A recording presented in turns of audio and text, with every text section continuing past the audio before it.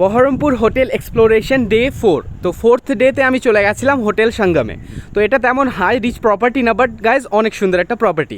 তো যেহেতু হোটেল এক্সপ্লোরেশনে গেছি তো সবটাই তোমাদের সঙ্গে শেয়ার করা উচিত। তো অ্যাট ফার্স্ট আমি চলে গেছিলাম ওখানকার বারে ড্রিঙ্ক করতে, না গাইজ তোমাদের সঙ্গে শেয়ার করার জন্য যে প্রপার্টিটা কেমন।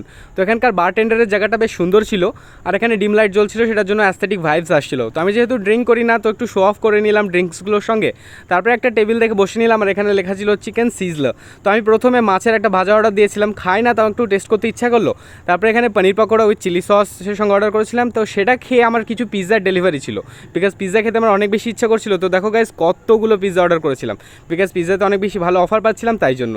তো তারপরে মেন কোর্সের জন্য আমি অর্ডার করেছিলাম জিরা রাইস, চিকেন কষা, আর প্লেট জিরা রাইস আর ডাল। তো সেটা খাওয়া দাওয়া কমপ্লিট করে আমি চলে গেছিলাম বাড়িতে নিশাতের জন্য পিৎজা নিয়ে গেছিলাম, তাই জন্য ওই ভিডিওটা করছি। তো পিৎজার বক্সটা ওপেন করার পর আমি ভাবলাম নিশাত অনেক বেশি খুশি হয়ে যাবে, বাট উল্টে আমাকে অনেক বেশি গালাগালি দিল, বিকজ ও আমাকে বল আনার জন্য বলেছিল, বাট আমি সেটা এনে দিইনি। তো পিৎজাও খেলো, গালিও দিল। তো আমরা দুজন মিলে এখন চকলেট মাফিলটা এনজয় করি। আর তোমরা এরকম ভিডিওদের জন্য আমার ফেসবুক পেজটাকে ফলো করে একটা লাইক করে দিও গাইস। Tata bye.